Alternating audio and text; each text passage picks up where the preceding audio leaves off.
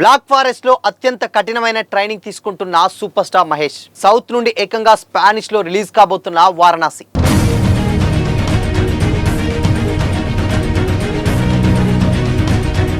ఈ ఒక్క అప్డేట్ చాలదా వారణాసి ఎలా ఉండబోతుందో చెప్పడానికి? ఇంతకీ వారణాసిలో మహేష్ చేయబోయే ఆ అడ్వెంచర్ ఏంటి? హవలు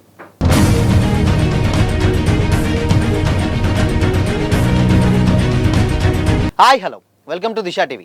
super star Mahesh Babu present Varanasi సినిమాలో యాక్ట్ చేస్తున్నారు. Star director SS Rajamouli direct చేస్తున్నటువంటి ఈ గ్లోబ్ ట్రాటర్ కోసం యావత్ సినీ అభిమానులు ఈగర్గా వెయిట్ చేస్తున్నారు.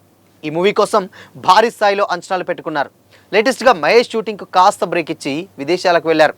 ఎప్పుడూ ఫ్యామిలీతో కలిసి హాలిడేకి వెళ్లే ప్రిన్స్ ఈసారి ఒక్కరే వెళ్లడంపై అనేక వార్తలు వినిపించాయి.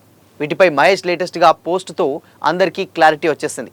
అయితే మహేష్ బాబు వారణాసి సినిమా పనుల కోసమే ఫారిన్ వెళ్లనున్నారని కూడా చాలా మంది సందేహించారు. నెక్స్ట్ షెడ్యూల్ షూటింగ్ ప్రిపరేషన్ కోసం కాస్త ముందుగానే వెళ్లి ఉంటారని భావించారు.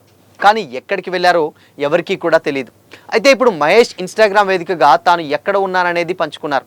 బ్లాక్ ఫారెస్ట్లో ఉన్నట్లు వెల్లడించారు. ట్రెక్కింగ్ ట్రైనింగ్ తీసుకుంటూ తనకి తాను సిద్ధమవుతున్నట్లు తెలిపారు. ఈ సందర్భంగా అక్కడి ప్రముఖ డాక్టర్ ట్రైనర్ హ్యారీతో ఉన్నటువంటి ఫోటోలను షేర్ చేసుకున్నారు. ఇవి ప్రజెంట్ నెట్టింట వైరల్ అవుతున్నాయి. బ్లాక్ ఫారెస్ట్ అనేది జర్మనీలోని అతి పెద్దదైన అటవీ పర్వత శ్రేణి.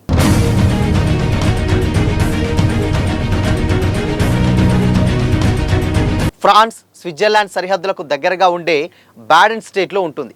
ఇది అద్భుతమైనటువంటి పర్యాటక ప్రదేశం. కొండలు, సరస్సులు, నదులు, అందమైనటువంటి లోయలు, ప్రకృతి వన్యప్రాణులకు ప్రసిద్ధి చెందింది.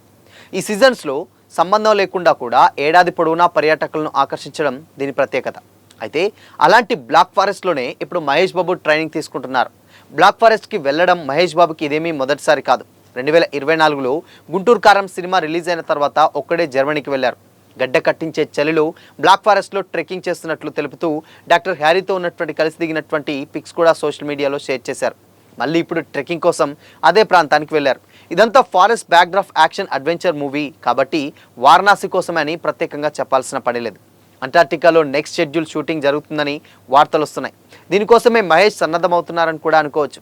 ఇదిలా ఉంటే వారణాసి మూవీని అంతర్జాతీయ స్థాయిలో హాలీవుడ్ సినిమాలకు ఏ మాత్రం తగ్గకుండా ప్లాన్ చేస్తున్నారు జక్కన్న.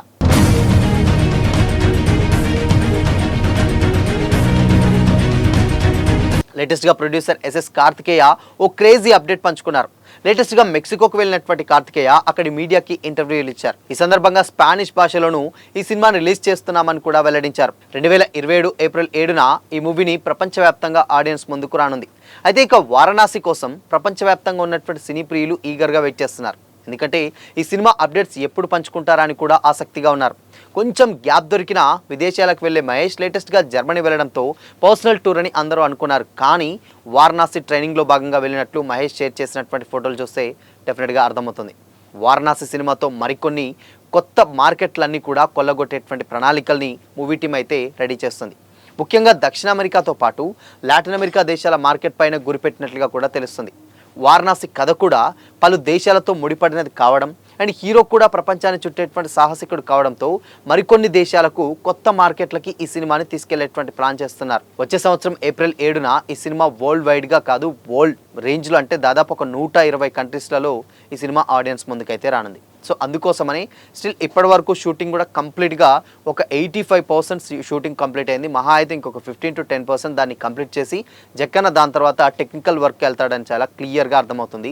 బట్ ఎప్పుడైనా కానీ జక్కన్న చాలాసార్లు సినిమా డేట్స్ రిలీజ్ చేశారు అండ్ దాని తర్వాత అవి పోస్ట్పోన్ చేశారన్న డౌట్ రావచ్చు. కానీ ఈ సినిమా అలా కాదు. ఇది ఓన్లీ పాన్ ఇండియా రేంజ్లో రిలీజ్ అయితే నిజంగా అలాంటి ఏమన్నా పోస్ట్పోన్లు ఏమన్నా ఎక్స్పెక్ట్ చేయొచ్చు. కానీ ఇది దాదాపు ఒక 120 దేశాల్లో ఎట్ ఏ టైం రిలీజ్ చేయాలి కాబట్టి చాలా పక్కాగా ముందుగానే అంటే ఇప్పుడు ఇక్కడ ప్రమోషన్ స్టార్ట్ చేసుకొని ఇండియా లెవెల్ అయితే ఓకే, కానీ అన్ని దేశాలు తిరిగి ప్రమోట్ చేయాలి, అన్ని బిజినెస్లు అవన్నీ చూసుకోవాలి. కాబట్టి కంప్లీట్గా సినిమా ఎప్పుడైతే రిలీజ్ చేయాలో దానికంటే ముందుగానే సినిమాని మొత్తం రెడీ చేసి పెట్టుకొని ఆ టైంకి రిలీజ్ చేయాలని కూడా జక్కన్న చాలా గట్టిగా ప్లాన్ చేస్తున్నారు.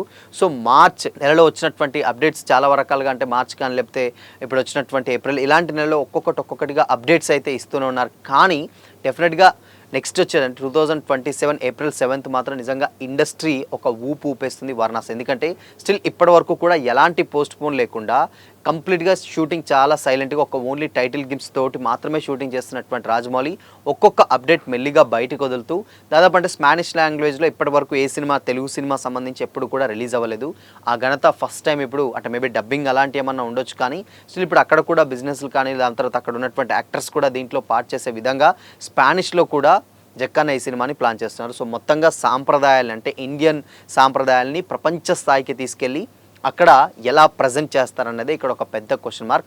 బట్ ఏదేమైనప్పటికీ మాత్రం నిజంగా మహేష్ బాబు తీసుకునేటువంటి ఆ ట్రెక్కింగ్ ఏదైతే ఉందో, అందమైన అడవులు అండ్ దాని తర్వాత సరస్సులు ఉంటాయి, దాని తర్వాత అంటే ఇయర్ మొత్తం కూడా అక్కడికి పర్యాటకులు వస్తూనే ఉంటారు.